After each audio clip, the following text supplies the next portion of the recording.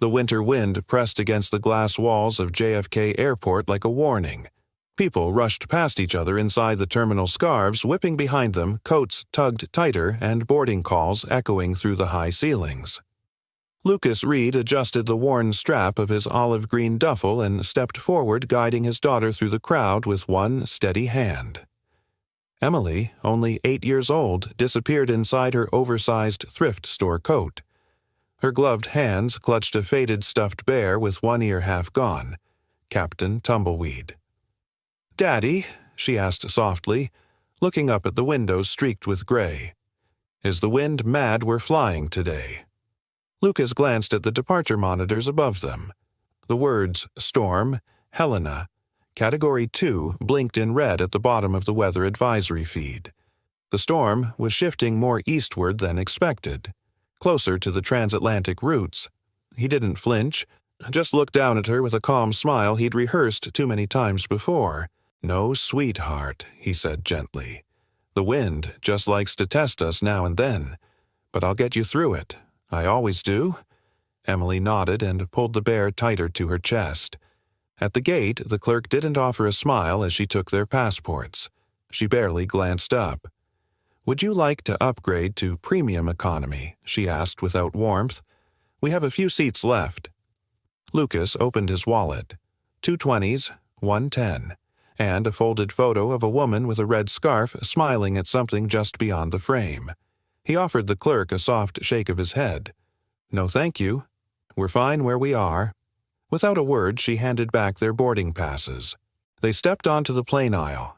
Crowded cabin lights dimmed to a warm glow. Emily walked beside him, humming softly just the first few notes of a song she never quite finished. It was something she played on the old upright piano at the shelter. Her fingers always hesitated at the fourth note, then skipped ahead. Claire de Lune, maybe. Lucas never corrected her. Up front, beyond the partition curtain, Ariana Lancaster sat in seat 2A, tablet in hand, shoulders still. She scrolled through the boardroom summary for the third time. Project Valor, denied, 6 votes against, 0 for, 2 emotional, not scalable, no investor return. Her jaw clenched. That initiative had been personal, a post-service housing and medical support program for retired pilots, inspired by her father killed during a wildfire airlift when she was 16, and they'd shut it down like it was just a spreadsheet miscalculation.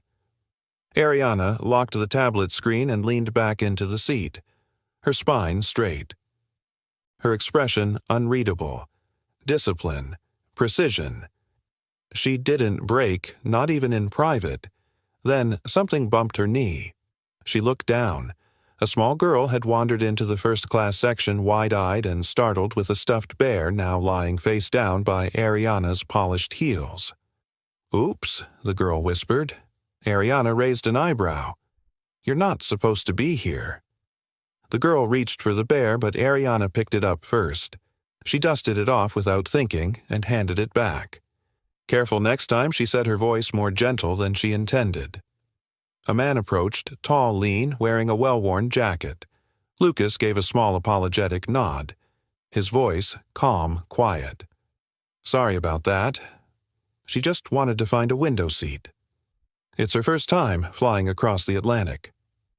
Ariana handed the bear back without replying. Their eyes met hers, cool and guarded, his lined and steady. She turned back to her screen. "Security in London's stricter than here," she said. "Just so you know." Lucas didn't answer. He just placed a hand on Emily's shoulder and steered her gently away. As they walked back toward economy, Emily whispered. She looked like someone in a movie, but colder. Lucas gave a soft chuckle. "A lot of cold people live in movies, kiddo. Row 17. Seats E and F." Lucas slid their duffel into the overhead bin. The violin case stayed at his feet. It never left his reach anymore. He helped Emily settle into her seat by the window. She pulled the shade up, stared out at the dull, shifting clouds. "It's gray," she said. "That just means the sky's feeling sleepy," Lucas replied. She leaned into his side and closed her eyes, still humming. A chime. Then the captain's voice, smooth and practiced, filled the cabin. "Good afternoon, folks. This is Captain Donald McCarthy. Should be a smooth ride tonight. A little bit of chop off the eastern seaboard, but nothing we can't handle. Sit back, relax, and enjoy the flight." Lucas let his head fall back against the seat. His eyes remained open. A second voice came through pre-recorded weather updates meant for internal crew. Storm Helena upgraded to Category 2. Trajectory shifting northeast. Active turbulence zones expected. Remain on advisory. He didn't blink, but his fingers curled slightly against the armrest. Daddy Emily's voice was barely more than a breath. He looked down at her. The same eyes as her mother. That same brave worry. "Are you sure we'll be okay?" He reached over, pulled the small blanket tighter over her lap, and gave her a quiet nod. "I promised, didn't I?" She nodded back. "Then, no storm's going to stop us today." Further up the cabin, Ariana opened her tablet again, then closed it. Outside her window, the clouds thickened. Inside his seat, Lucas closed his eyes at last. Not from fear, but because he'd heard forecasts like that before. Once over Kandahar, another time off the Horn of Africa. And neither time ended the way anyone hoped. Beside him, Emily began to drift off, still humming that half-forgotten melody, letting the sound lull her to sleep. He watched her, then glanced at the clouds, and told himself this would just be another flight. 2 hours later, somewhere over the Atlantic, everything changed, and it started with the voice of the first officer, tight, breathless, coming over the intercom. "Ladies and gentlemen, we have a medical emergency." Lucas's eyes snapped open. His hand reached instinctively toward the violin case, not because it was fragile, but because it was his and what came next. He wasn't sure if he'd need music or muscle memory, but he knew one thing for sure. Someone's life just tilted sideways, and the sky wasn't done testing him yet. The cabin had fallen into a soft lull. Tray tables down, a few quiet conversations, the clink of ice in plastic cups, overhead lights dimmed just enough to let people pretend the world outside didn't exist. Then the turbulence began. Not the gentle bumps that made drinks quiver, but a deeper, more guttural shudder that moved through the bones of the Boeing 747. Overhead compartments creaked. Cutlery rattled in the galley. Somewhere near the rear, a baby started to cry. Lucas opened his eyes. His instincts registered the vibration before his mind did. Combat pilots never forgot the language of air, how it spoke, not just in sound, but in pressure. Something had shifted. The clouds had thickened. The air had turned heavier. He glanced toward Emily. She was still half asleep, one cheek resting on her stuffed bear. The melody she'd been humming in Chapter 1 was now a whisper of breath. But then, through the silence, a ripple of static broke across the intercom, followed by a voice that didn't belong to the captain. "Ladies and gentlemen," the voice cracked. We have a medical emergency. If anyone on board has combat aviation experience, please make yourself known to the flight crew immediately." The cabin froze. Passengers straightened in their seats. Conversations stopped mid-sentence. A businessman paused with a fork halfway to his mouth. A flight attendant stepped out of the galley, face pale and uncertain. Lucas's eyes sharpened. Up front, behind the locked cockpit door, Captain Donald McCarthy had collapsed against the throttle quadrant, hand still clutching his chest. His breath had given out before the sentence finished. The first officer, Mark Jensen, only 31, was sweating through his uniform eyes, darting from the unconscious man to the blinking autopilot panel. He hadn't flown solo in this aircraft, not at this altitude. Not in weather like this. Outside the windshield, a dark wall of clouds. The storm had shifted. So had everything else. Back in the cabin, the whispers started. What kind of emergency? Is it the pilot? Did they say, combat experience? A man in a tailored navy sweater unbuckled his seatbelt and stood. Mid-40s silver hair neatly parted, the kind of tan that doesn't fade in winter. He held up a hand confidently. "I've piloted private jets," he said loud enough for the nearby rows to hear. "Flew a Gulfstream out of Tampa last summer. I'll help." A flight attendant hesitated, then nodded quickly and led him toward the cockpit. Lucas didn't move. Not yet. He looked down at his daughter. Emily's eyes were open now, watching him. "Daddy," she asked, her voice barely above a whisper. "Is the plane sick?" Lucas swallowed. Not from fear, but from the weight of memory tightening around his lungs.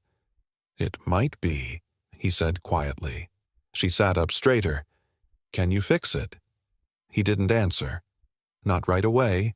Instead, he slowly unzipped his old duffel and reached inside, not for the violin case, not for the extra blanket, but for the small metal box tucked beneath the lining. He opened it. Inside, a rusted aviator's pin, its silver wings dulled by time, and next to it, a bottle of nitroglycerin tablets long expired but packed out of habit. He held the pin between his fingers. Combat Aviator, USAF, retired. Daddy Emily's eyes widened. "Are you going somewhere?" He closed the box, fastened the duffel again, then knelt beside her seat and looked her in the eyes. "I need to go help someone who might be in trouble," he said, "and make sure you're safe. But I thought you weren't a pilot anymore." Lucas smiled faintly.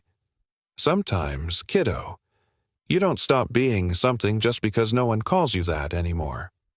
She blinked. "Will you come back?" He brushed a strand of hair from her cheek. "You see this bear?" he asked, pointing at Captain Tumbleweed. She nodded. "I gave him to you to keep you brave. But I also gave him something else." Emily looked puzzled. Lucas leaned in and whispered, "He's got my promise inside. You hold him, I'll always find my way back." She hugged the bear tight. Then, without another word, Lucas stood. As he moved down the aisle, people stared. Some curious, some skeptical. The man from earlier, Richard, stood outside the cockpit door, arms crossed as the flight attendant spoke into the intercom again, this time more shakily. "If there's anyone with military aviation background, please report to the front. Immediate assistance needed." Richard turned startled. "Excuse me, who are you?" Lucas didn't raise his voice. "Just someone who knows what a stall looks like on radar before it happens." He lifted the rusted pilot pin. It caught the overhead light just enough to silence the row behind him. The attendant looked between the two men, unsure. The co-pilot said to bring anyone who Lucas interrupted. "He doesn't have time to explain what he's dealing with. I've flown refitted C-17s through Gulf sandstorms and across the Alaskan range with half an engine. I know what a tilt in pitch feels like on a beast this size. Let me through." Another moment passed.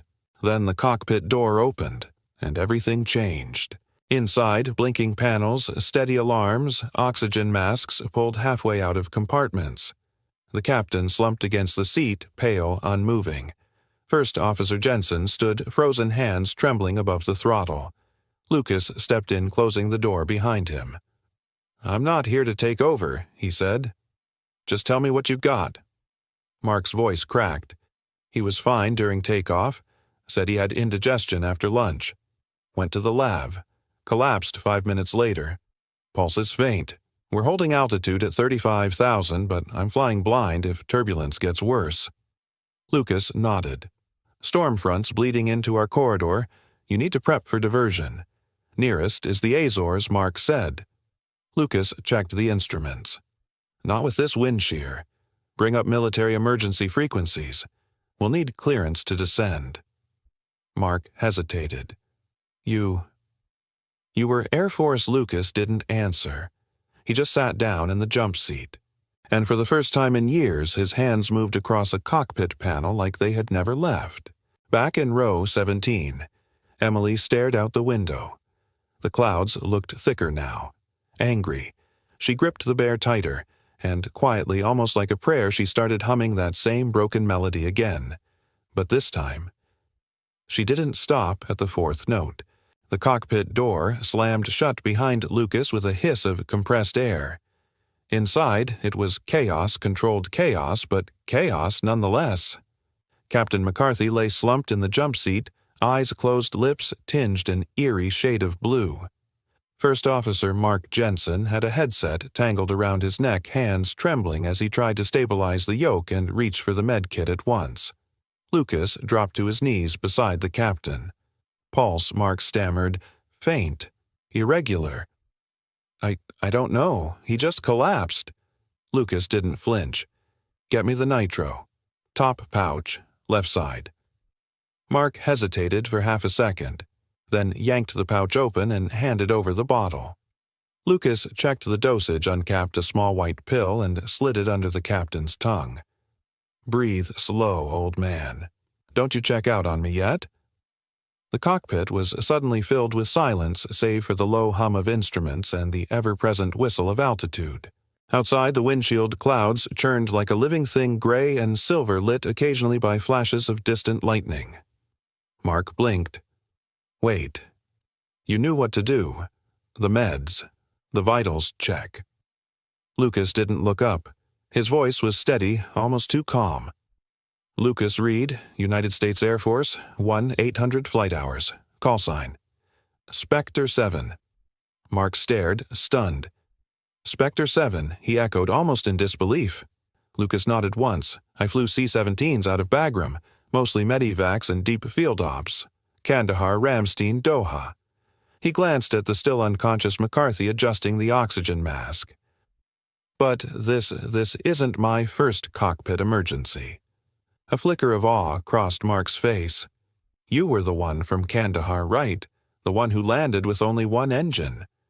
No visibility. Lucas's jaw tightened, eyes flashing with memory. Flashback. Kandahar, 2018. The desert night had been pitch black, no moon, no stars, just the static red glow of emergency lighting inside the damaged aircraft. Lucas gripped the yoke of the C-17, sweat dripping down his spine. One engine gone. Hydraulic systems failing. The back was full of wounded, 3 of them critical. Every breath felt like it might be his last, but he held steady, even when the altimeter dipped, even when the co-pilot whispered, "We're not gonna make it." He just whispered back, "Yes, we are." And somehow, they did. They landed with sparks flying and prayers humming. Back to present. Mark swallowed hard, nodding. I read that mission brief in training. Lucas adjusted the radio frequency. Let's hope they taught you something useful. I need full comms with Andrews AFB. Civilian line's not gonna cut it. Mark flipped a switch, already working on it. Back in the cabin, the news was spreading fast. Ariana stood frozen in the aisle, her tablet limp in her hands. Her board of directors had just rejected her proposal to fund a support network for retired pilots. She'd called them cowards. Idealism didn't sell. Logistics didn't vote. Now here she was, flying over the Atlantic in the middle of a storm, and the only reason they weren't spiraling into the ocean was because someone she dismissed with a glance at boarding was calmly saving the lives of 200 people. Spectre 7. The name echoed in her mind like a bell toll. Her father, a former firefighter, used to talk about men like that. Men who didn't wait for orders. They just ran toward the fire. She looked down at Emily, who was now curled up beside her, hugging her stuffed bear tightly. Ariana closed her eyes. Something shifted inside her. A few rows up in first class, Richard Blackstone adjusted his cufflinks with practiced disdain. He leaned toward the woman next to him and scoffed. Well, isn't that touching? A janitor with a superhero name. The woman flinched. They say he flew with the Air Force. Richard sneered. They say a lot of things. Doesn't mean I want him landing the plane I paid 10 grand to ride on. A murmur rippled through the rows, but Richard didn't care. He was used to controlling boardrooms with smirks and sarcasm. In his world, titles were earned with bank accounts and pedigree-not-rusted badges and sob stories. Back in the cockpit, a green light blinked on the comms console. Andrews Air Force Base had responded. Lucas leaned forward, voice clear. This is Civilian Flight 882 en route to Heathrow. Captain incapacitated. Requesting emergency landing protocol.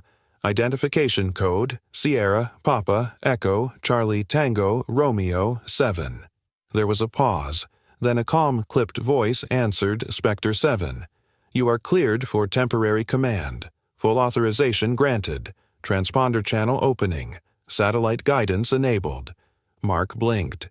Did they just grant you full access? Lucas allowed himself a breath. They did. Then he glanced sideways at Mark, voice even softer. Now let's get these people home. He reached for the yoke hands, steady. The storm was building. So was the weight of every soul behind him. But Lucas Reed didn't flinch, because for the first time in years, he remembered who he was. Not just a tech, not just a single dad. Spectre 7. His hands closed on the yoke, steady as the hum echoing from the cabin behind. The storm churned closer, and with it, the first real test trust in the woman who might just run toward his fire. The hum of the engines deepened as the plane hit another pressure pocket. The fuselage groaned and overhead bins rattled like loose teeth in a storm. Lucas braced himself, eyes scanning the instruments, every flicker of light, every vibration in his hands telling a story he had to read perfectly. The storm had shifted again. And this time, it wasn't bluffing. We're losing stability on the left side, Mark muttered, still pale voice tight. Wind shears unpredictable. That front's closing in faster than the models said. Lucas didn't blink. Then we don't go through it.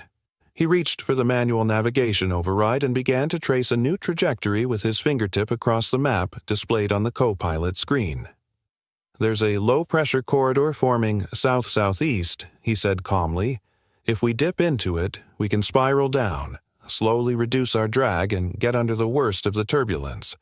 Not pretty, but safer than heading straight into hell. Mark hesitated. That routes. Not even on commercial protocol. Lucas turned his head, voice steady.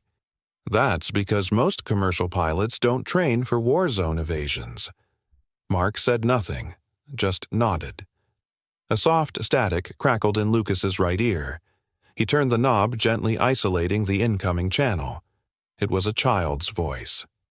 Dad Lucas's heart seized in his chest. Emily. Her voice was fragile, almost a whisper leaking through the radio like a thread holding him to earth. I'm still in the same seat, the one by the window. I've got my bear. I'm okay, but I'm shaking. Lucas closed his eyes briefly, then pressed the talk button, his voice low and warm. I hear you, Bug. I'm right here. You stay buckled in. You've already been so brave. A long pause. Then, are we gonna fall? He swallowed hard. No, he said simply, because I'm flying us home. Then he clicked off before his voice betrayed him. The cockpit door opened behind him with a metallic click. Lucas turned sharply. Doors not supposed to open mid-flight. I knocked twice, Ariana Lancaster said, holding up her hands in something close to surrender. She wore no heels now, just flat shoes, her dark blazer slightly wrinkled. In her right hand was a compact red med kit. Her eyes, though, sharp as ever. I brought a real emergency pack, she said evenly.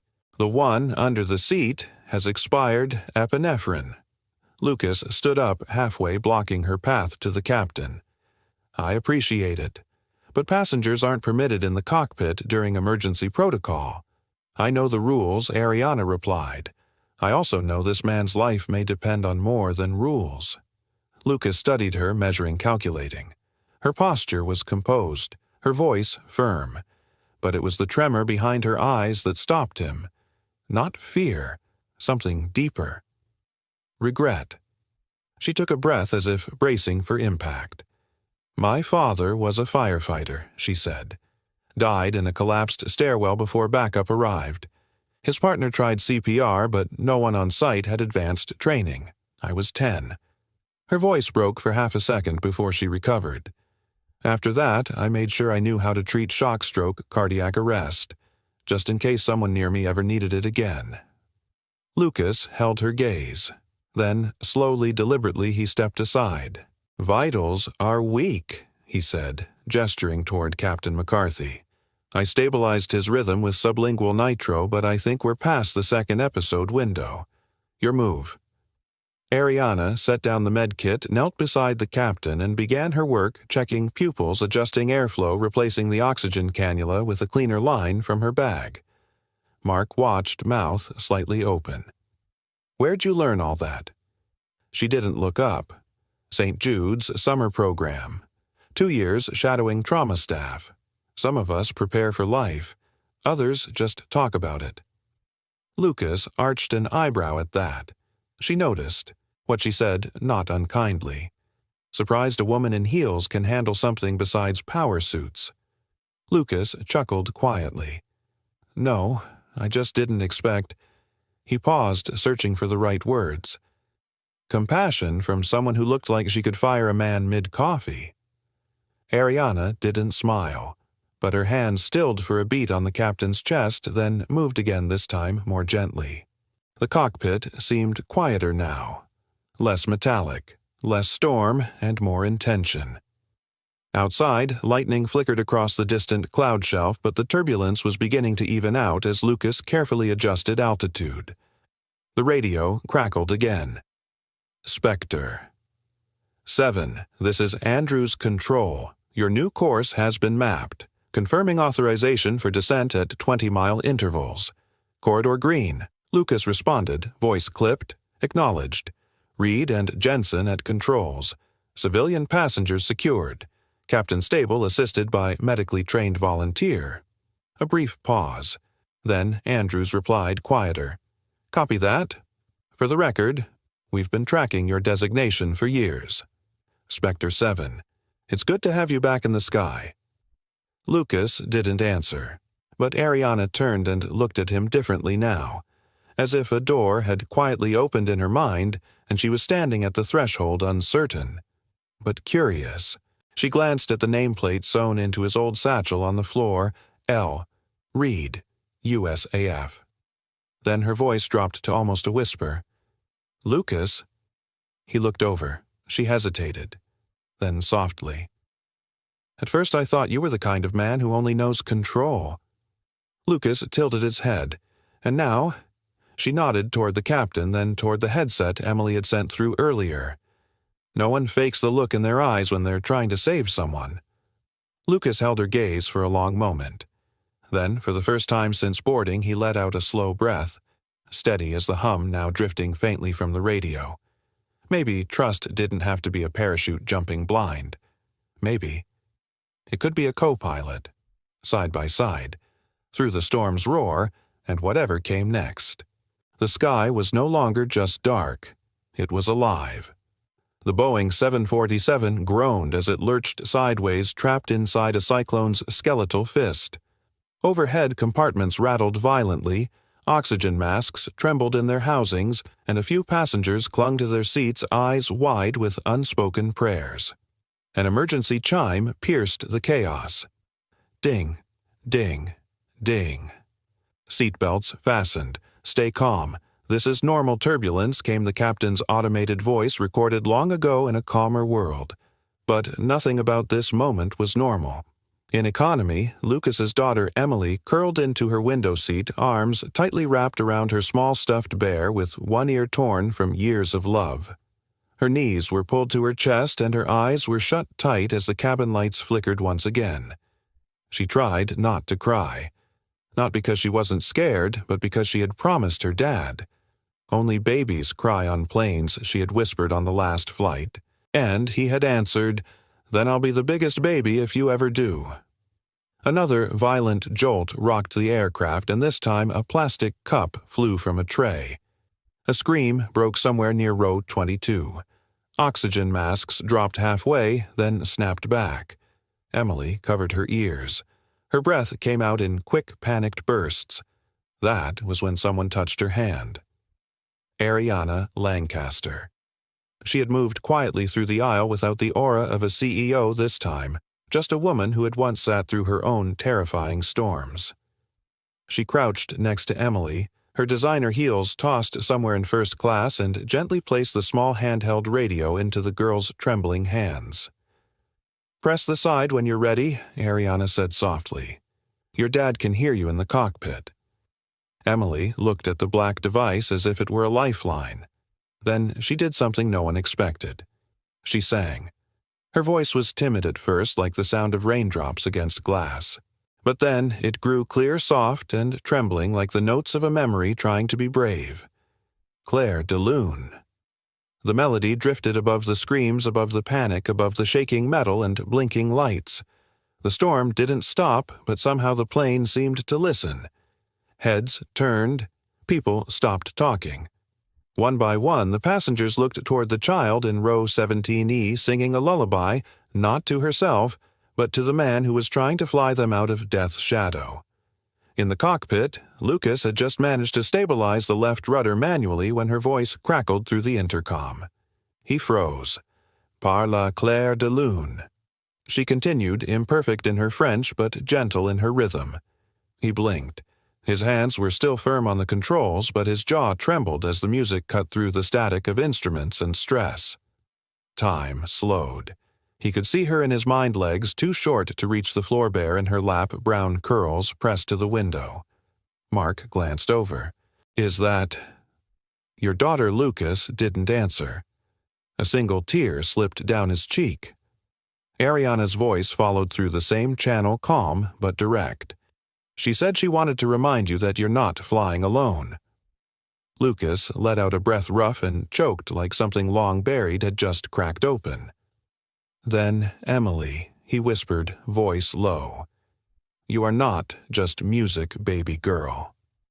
He paused, swallowing hard as the next pocket of turbulence shook them again. "You're the reason I still know how to fly." A hush fell over the cockpit. Even Mark, who moments ago was pale with panic, glanced at Lucas as if seeing him for the first time, not just as a war veteran or emergency pilot, but as a father and a man who carried more than just muscle memory. In the main cabin, someone scoffed. It was Richard Blackstone, still reclined in a half-broken luxury seat, clutching his expensive leather briefcase like it might save him. "You're telling me," he barked to no one in particular, "that the one thing keeping this death trap in the sky is a lullaby from an 8-year-old Ariana still kneeling beside Emily, turned slowly." She looked at him not with anger, but something colder, something true. "No," she said evenly. "It's love." Richard scoffed again, trying to wave it off, but she didn't stop, and maybe a little girl who can still feel in the middle of all this chaos is stronger than a man who's only ever learned to fear. He looked away. He had no comeback. A few passengers even nodded in agreement, and in that fragile moment between lightning strikes and shifting altitudes, something changed. The panic didn't vanish, but it softened. As if, for a breath of time, everyone on board chose to trust not the systems or the titles, but the voices that cracked, and still kept speaking. Emily leaned against Ariana, now exhausted. Her eyes fluttered half open. "Is he winning?" she whispered. Ariana smiled gently, brushing the girl's curls from her forehead. "Yes," she said, because he remembered why he started flying. The plane dipped again, but this time it felt more like movement than chaos, like a decision. In the cockpit, Lucas leaned forward, gripping the manual stick with renewed clarity. His muscles still ached, the storm still howled, but inside he was steady. Not because the danger was gone, but because she was still singing, and sometimes that was enough to fly through anything. The cockpit lights dimmed to red as the aircraft groaned under the pressure. Lucas's knuckles were pale where they gripped the manual yoke. His sleeves were rolled to the forearm, now soaked from sweat. Not fear, but calculation. His eyes scanned the panels with machine-like focus. Altitude 38,000 feet. Storm pressure dropping.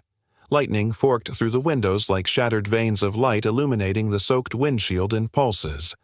Outside, the Boeing 747 was surrounded by an endless churn of midnight cloud. No stars, no moon, no orientation, Just pressure and time. Not much of either. We're in the cone now, Mark muttered, voice thin. That's the eye wall. It's gonna get worse. Lucas didn't look up. Then we fly lower. Mark blinked. Lower. Lucas nodded slowly, voice even. We can't outrun this. But we can outmaneuver it through the low-pressure spiral. Civilian approved. But we're not a fighter jet, Mark shouted. This is a passenger plane, not some damn stunt. I'm not doing a stunt. Lucas's voice cut through like steel. I'm applying airflow dynamics to survive. This bird's heavy, but she can glide inside atmospheric drop zones. You just need to trust her. Silence fell. Only the rhythmic hiss of the wind battering the fuselage like rain against an old barn roof. Then Lucas turned toward Mark. Not with anger, but with calm, grounded in war fatherhood and storms much darker than this. You're the co-pilot. So co-pilot, watch cabin pressure. When I call out a drop, you confirm with the numbers. And stay with the rhythm. 3 counts per angle. Got it. Mark hesitated, then nodded. Got it.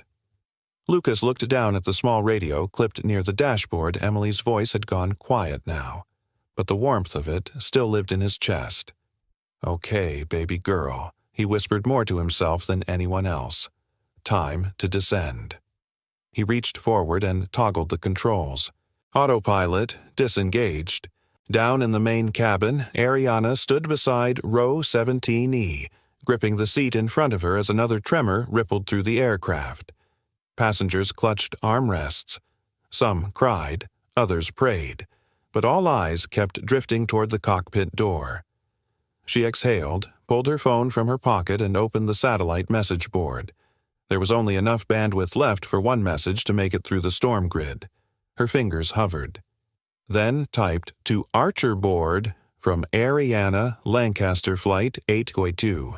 Situation unstable. But I met a man who reminded me I'm still human. Whatever happens next, I choose to remember that. AL. She hit send. It flickered, then went through. Back in the cockpit, the aircraft shifted. Lucas gripped the yoke and gently pulled left, initiating the spiral. Altitude drop initiated. Pressure, he called.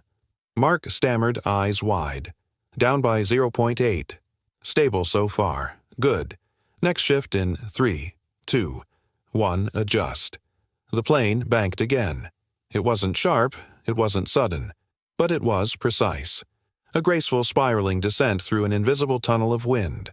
Lightning cracked past the nose. Pressure down, another 0.9. Still holding. Lucas nodded. They were threading the eye of a hurricane with the steadiness of a surgeon. Below them, chaos. Above them, more of the same. But inside this spiral, there was choice. You've done this before, Mark whispered.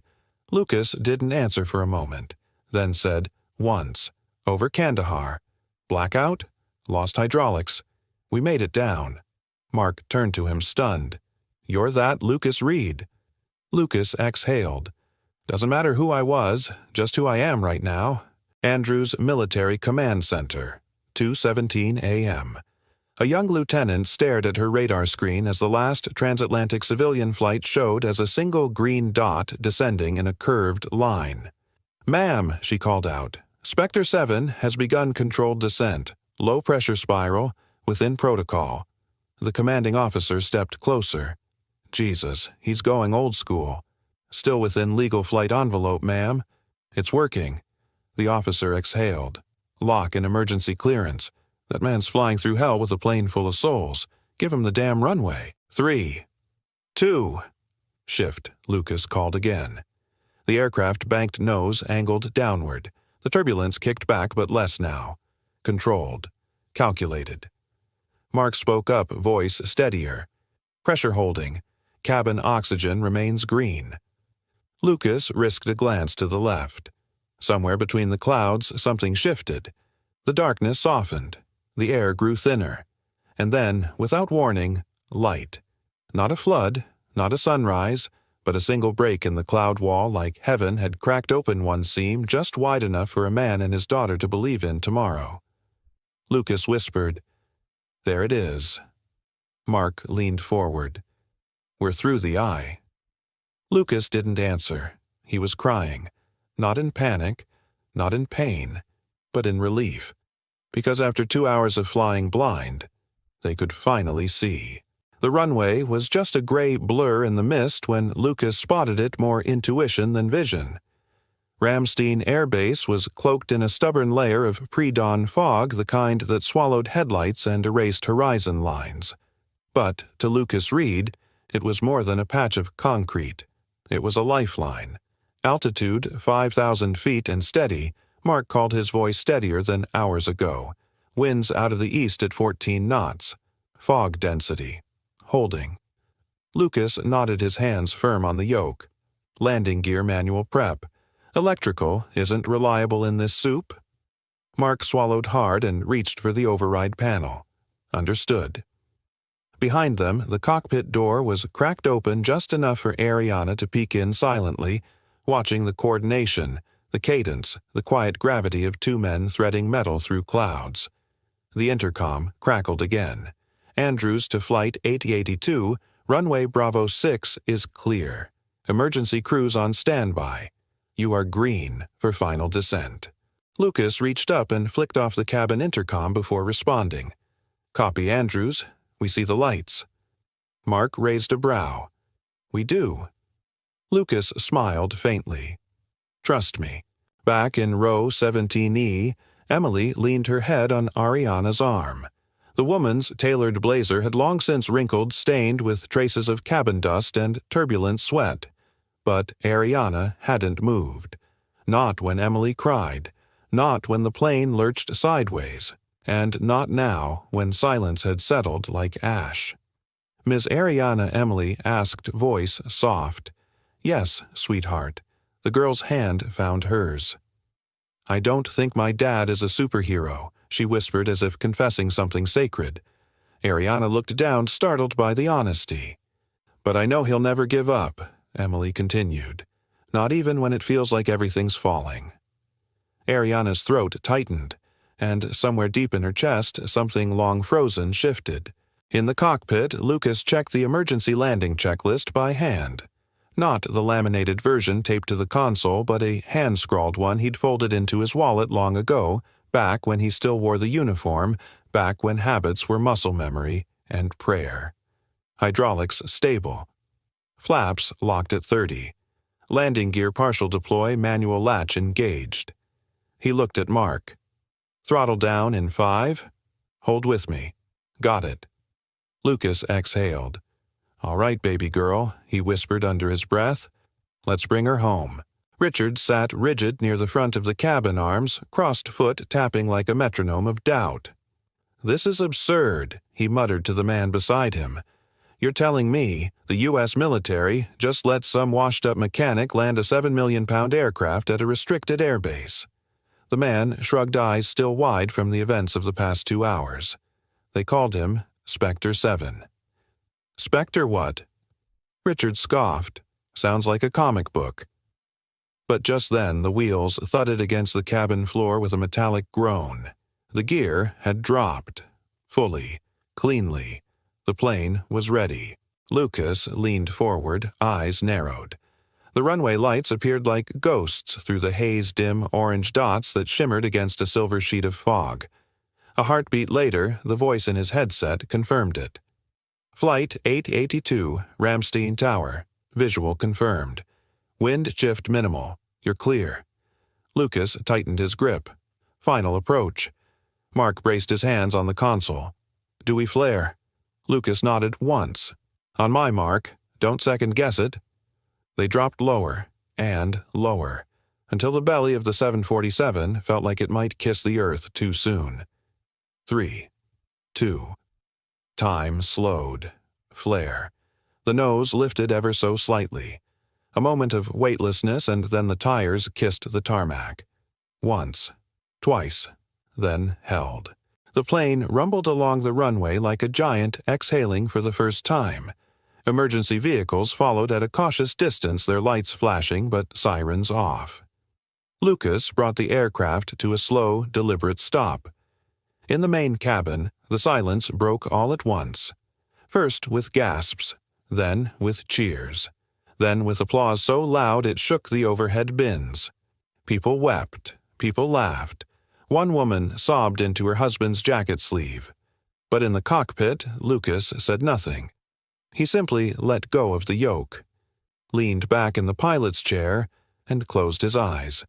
Mark was grinning ear to ear. "You did it." Lucas didn't speak, didn't move. A tear slid down his cheek, uninvited but honest. Emily bolted to her feet, turning to Ariana. "Can I go?" "Wait for the lights, baby." But before Ariana could finish the seatbelt, light dinged off. Emily sprinted forward. By the time Lucas opened the cockpit door, his daughter collided into his legs like a bolt of lightning wrapped in cotton. "Daddy," she cried. "You did it." Lucas knelt down, arms wrapping tight around her. "I told you," he whispered into her hair. "You're the storm I'd fly through 100 times." Ariana stood in the doorway, watching the moment with quiet reverence. She didn't clap. She didn't cheer. She simply placed her hand over her heart, letting the warmth of it settle into her chest. Because in that moment, she wasn't watching a pilot. She was watching a father who flew through hell not for glory, not for recognition, but for a child who believed in him, even when the world didn't. The medical wing at Ramstein Air Base was whitewashed and sterile walls humming softly with fluorescent light and old silence. Beyond a pane of thick glass, Lucas sat on an examination cot, his jacket folded beside him, his boots still laced. He looked perfectly still, like a photograph trapped between yesterday and what might come next. Across the glass, Ariana Lancaster stood alone, her arms, folded jaw clenched. "I've never owed anyone in my life," she whispered to her reflection. "But this time, I do." In the hallway behind her, cameras were already arriving. Reporters murmured in different accents, shuffling for position. The world had woken up to headlines that read like movie scripts: "Anonymous passenger lands plane in historic military emergency." "Spectre 7 returns." "Single father saves 247 souls." But Lucas hadn't spoken to any of them. Not a word, not even a glance. Ariana turned as soft footsteps approached. Emily stood there, small and solemn, in an oversized army green hoodie someone had handed her. Her curls were pulled back with a makeshift ribbon. She looked like a child trying to be brave for grown-ups. "He doesn't like hospitals," Emily said simply. Ariana crouched, meeting her eye level. "Is he okay?" Emily shrugged. "They said he's fine, but quiet. That means he's thinking too much." There was a pause before Ariana asked, "Do you think your dad wants to be a hero?" Emily thought for a moment. Then her voice dropped to a near whisper. "He used to be one. But after Grandpa died, he didn't want to fly anymore." Ariana tilted her head. "Why not?" "Because Grandpa flew too, in the same war. But he didn't make it back all the way, even though he came home." Emily's eyes glistened. "He smiled at me, but not inside. Daddy said it was called PTSD. He said being strong on the outside doesn't mean you're okay inside. And your dad's afraid he'll be like that too." Emily nodded. "So he stopped flying. He fixed speakers and helped people sing instead. He said music can carry pain better than silence." Ariana blinked. That one sentence hit her like sudden wind. Inside the room, Lucas sat on the edge of the cot, staring at nothing. A military doctor was talking to him, but he only half listened. He wasn't tired. He wasn't even afraid anymore. He just didn't know what to do with the weight of surviving. A nurse came in and handed him a clipboard. "There's a dozen news outlets requesting interviews. CNN, BBC, Fox, even a documentary team from Japan." Lucas glanced at the papers. "No." "No," she repeated. He shook his head. "Tell them this isn't a movie, and I'm not a headline." The nurse hesitated. "Is there anything you'd like us to tell the press on your behalf?" Lucas took the pen and wrote slowly, then handed it back. Just one sentence scratched in quiet ink. I didn't do it to be remembered. I did it so my daughter can have a tomorrow worth remembering." The nurse looked at the paper, then at him. For a moment, she didn't say a word. Then she nodded and left. Back behind the glass, Ariana was still watching. Not with suspicion now. Not even with gratitude. With respect. "I used to think people like him didn't exist anymore," she said softly to Emily.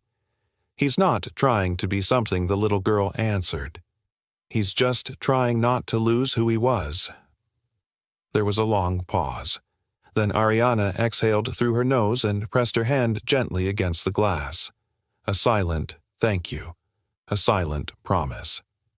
Outside the building, a sea of journalists waited for the man in seat 17E. But Lucas Reed wouldn't come. He had no interest in fame. He didn't want applause.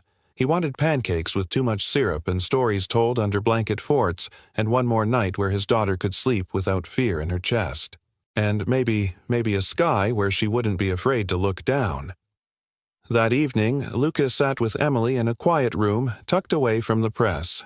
A nurse had given them a radio, old and dusty but still working. "Want me to tune it?" Lucas asked, adjusting the dial. "No," Emily said. She crawled into his lap and rested her head against his chest. "Let's just sit." They did. Somewhere in the building, the radio hummed faint static. And in the world beyond these walls, people argued about names, rankings, medals, footage. But inside this small pocket of peace, a father held his daughter close. No medals, no cameras, just silence. And the heartbeat of a man who never wanted to fly again until the sky asked for him one last time. 6 months had passed, but the sky had not forgotten. The grass outside the new Sky for All Center still held the morning dew like 1,000 tiny mirrors.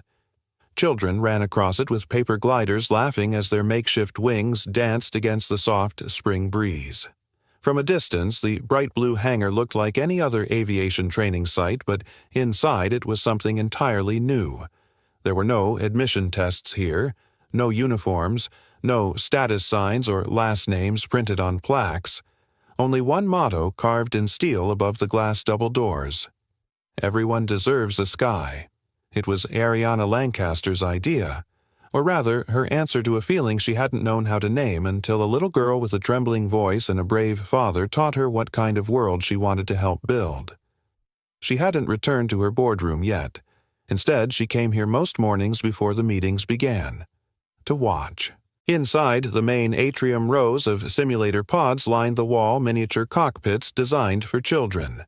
Next to them, another wing housed music rooms painted with murals of clouds, instruments, and song lyrics that floated like trails of jet stream. Lucas Reed stood at the front of the aviation class dressed not in a pilot's uniform but in his usual flannel shirt sleeves rolled to the elbows. He looked more like a carpenter than a pilot, but the kids hung on his every word. "All right," he said, patting the top of a model plane. "Who can tell me what happens if you pitch the nose too hard during ascent?"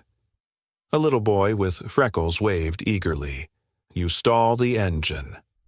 Lucas grinned. "Exactly.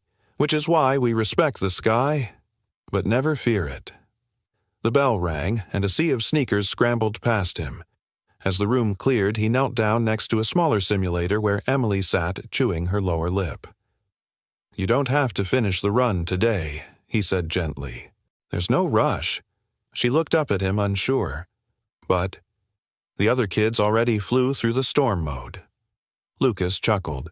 "Sweetheart, half those kids thought the storm button was a music key." Emily gave a tiny smile. "Can you sit with me? I wouldn't be anywhere else." He slid onto the stool beside her as she adjusted her headset. The screen lit up with the animated cockpit view of a Cessna glider. "Take off when you're ready," he said. Emily's fingers hovered, trembling slightly, but this time she pushed forward. The plane on the screen picked up speed, climbing through a cloud of digital mist. "I'm doing it," she whispered. Lucas didn't speak. He didn't need to. He just watched her eyes, glassy breath steady like the day he'd watched her sing through a storm at 30,000 feet.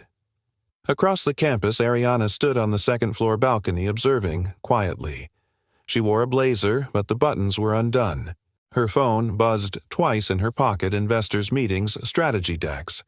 She didn't answer. Instead, her gaze shifted to a bench in the distance. Richard Blackstone sat alone. No entourage, no phone, no suit. Just a man in a weathered coat staring at the bronze plaque near the main entrance. Leadership has no seat class. He'd laughed at it once months ago, right before his comments on the plane were caught on video and shared across social media like wildfire. The clip had gone viral. Not in the way he'd hoped. Ariana had terminated his advisory contract within 24 hours. Now, he watched the children he once would have dismissed learning to fly, learning to play, learning to lead with compassion rather than credentials. For a moment, he bowed his head. Not in defeat, but maybe in recognition. Back inside the building, Lucas walked into the music wing. Emily had completed her simulator run, but she hadn't let go of his hand. She liked the piano room best.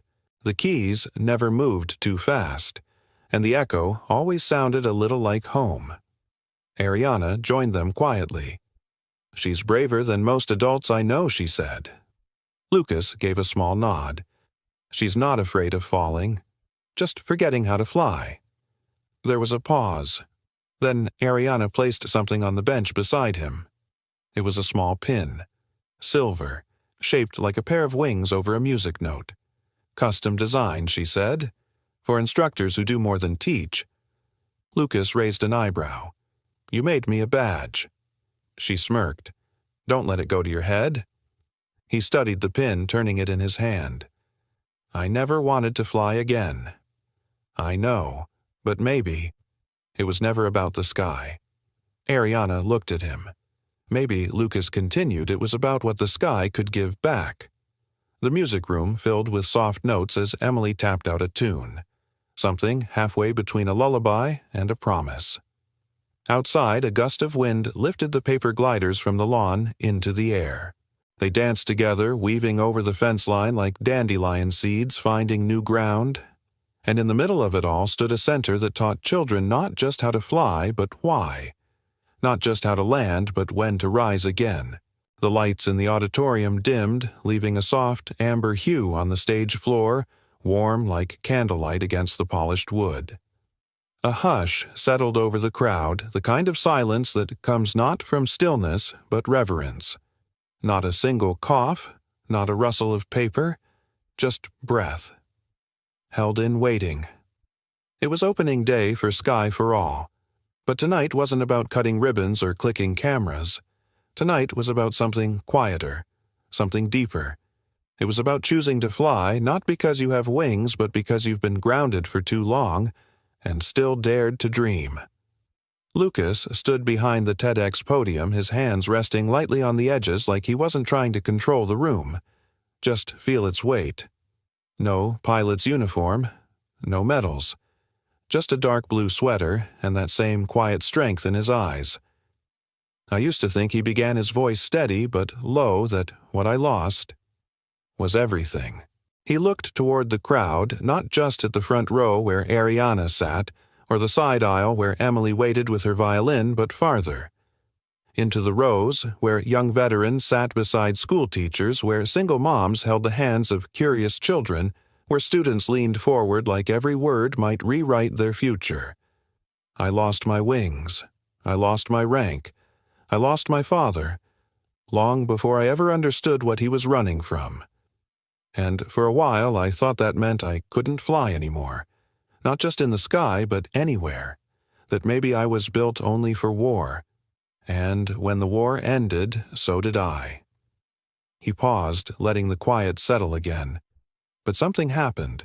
Something I never expected.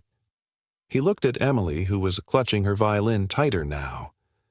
A little girl reminded me that flying isn't always about engines and altitude. Sometimes it's about music in the dark. Sometimes it's about staying in the cockpit not because you know the way out, but because someone you love is still waiting in seat 17E. A soft ripple of recognition moved through the crowd. And so today he continued. I stand not as a soldier, but as a father. And I know now, more than ever, that what I have, what I almost forgot I had, is the reason I still fly. A pause. Then he stepped away from the microphone. The lights shifted slow and gentle until the small stage in the corner glowed. A single spotlight landed on Emily. She stood barefoot on the red carpet circle hair pinned back with silver clips, her little violin tucked under her chin. The bow trembled in her fingers, but her eyes were steady. Lucas took a seat beside Ariana in the front row. She chose the piece herself, he whispered. Ariana smiled softly. I can't think of a better soloist. The first note rang out a soft, fragile echo of Claire de Lune. But this time, it wasn't a lullaby to keep her father awake. It was a song to tell the world he'd made it back. Every bow stroke was deliberate. Not perfect, but honest. Her fingers slid once and a note wavered, but she didn't stop. She breathed and played on, because that's what her father had taught her. Not how to be fearless, but how to keep playing even with shaking hands. By the final note, there wasn't a dry eye in the room, and for a moment, just a moment, the world felt like it had slowed to listen. The applause that followed wasn't explosive. It was rising, layered, like wind building under wings. Emily gave a tiny curtsy and ran off stage straight into her father's arms. You didn't miss a beat, Lucas whispered. I missed too, she said into his sweater. Then they weren't meant to be there. A few seats down, a man stood, clean-cut, confident, now with official pilot's stripes on his lapel. Mark Jensen, the once panicked co-pilot, now turned first officer. He walked to the edge of the stage, took the mic, and looked toward Lucas. There are things they don't train you for in flight school, Mark began, like how to keep breathing when the man next to you goes still, or what to do when the charts say, turn back, but your heart says forward. He nodded once. I once got rescued by a man who didn't just fly a plane. He flew through the fear, through the doubt, through the silence of the world counting him out. A beat. And that man is sitting right over there. The audience turned again. Lucas didn't stand. He just gave a nod, firm and humble. Mark's voice softened. I want to be the kind of pilot who remembers what flying really means. Not rank, not recognition, but responsibility and heart. He stepped back, applause trailing like a contrail behind him. Later that night, as the crowd thinned and the chairs were stacked, Lucas found himself alone for a moment backstage until Ariana appeared beside him, 2 mugs of warm cider in hand. You always this good at making people cry? She asked, handing him one. Only on Thursdays, he smiled. They stood there a while, no rush in the air between them. Thank you, she said. For what? For proving that not all heroes need headlines, and not all storms need running from. Lucas tilted his head. You ever think, he asked, that the people who've fallen the hardest are just the ones who are trying to reach the highest? Ariana looked at him, eyes softer now than they had ever been. No, she said, but I do now. They didn't need to say more. Outside, Emily played a few more notes to herself under the courtyard lights, and above them, just past the city's edge, the stars blinked back on like runway lights in the dark. The ocean stretched endlessly below them, calm and glittering in the late afternoon sun, like a blanket of shattered glass laid lovingly across the earth. The coast of Maine had long disappeared behind them, and the only thing ahead now was sky. Inside the small Cessna, Lucas sat in the pilot's seat, his hands loose on the yoke. The headset cushioned around his ears, the familiar hum of the engine steady as a heartbeat. Next to him sat Emily. She wore a blue cap, just slightly too big, her hair tucked behind her ears. Her eyes were wide, not from fear, but from something even more rare wonder. Her hands were on the co-pilot's controls. Lightly, tentatively, the way someone touches water for the first time. Lucas glanced sideways. How does it feel? Emily didn't answer at first. She looked out the window, watching the clouds stretch across the sky like lazy thoughts drifting across her mind. It feels like... The world got quieter, she said finally, but not empty. Just full in a different way. Lucas smiled. "That's flying," he said. "It's not escaping. It's just remembering how big everything really is." From the back seat, Ariana leaned forward, resting her arms across the top of Lucas's seat. Her sunglasses were pushed into her hair, her eyes soft, unreadable, but peaceful in a way that still surprised him. "I can't tell who's prouder," she said. "You for teaching her, or her for holding it together." Emily beamed. "We're both pretty amazing." Lucas chuckled. "She's not wrong." They flew on in gentle silence for a while, nothing but engine hum and sky and ocean and sunlight, until Emily asked Dad, "Do you think the sky remembers the storms we've flown through?" Lucas didn't answer right away. He looked out at the horizon. The sun was beginning its slow descent, staining the clouds gold and lavender, a painter too generous with his brush. Finally, he turned back to her. "I don't think the sky keeps score, sweetheart," he said. "It doesn't hand out trophies, doesn't mark your seat or your scars." He touched the yoke gently, like blessing it. "It doesn't judge who you were, or how long it took you to get here." Emily blinked up at him. Lucas smiled. "The sky doesn't remember the storms, but it never forgets who made it through." Emily turned that over in her mind like a song lyric she'd want to hum later. Then she looked back at the controls. Lucas reached forward and pointed to a small plaque newly screwed just beneath the instrument panel, shiny brass against old metal. The words were simple. "Don't judge the seat. Judge the soul." Emily read it out loud, softly. She looked at him. "Did you put that there?" Lucas nodded. "After Ariana found it on the napkin from Flight 47. Thought it belonged here more." Emily smiled again, bigger this time. "That's a good place for it." Ariana leaned in between them now, her voice warm. "It's the best place. Just like you two." They cruised lower, now the ocean, bluer, the shore of a tiny island beginning to take shape far off on the edge of the horizon. "Time to turn us around, Captain Reed," Lucas said, tapping the dashboard. Emily took a breath, mimicking her father's steady hands, and slowly guided the plane into a gentle bank. The wings tilted, catching the sun just right, and the cabin glowed. "Perfect," Lucas said. Ariana sat back, letting herself close her eyes for a moment as the plane evened out again. And in that quiet, something settled. It wasn't victory. It wasn't even closure. It was peace. Not the kind that came from finishing something. The kind that came from beginning again with open skies and an open heart. From the headset came a faint voice from the local tower confirming weather clearance and return path. Lucas responded with cool confidence. As the voice faded out, another rose.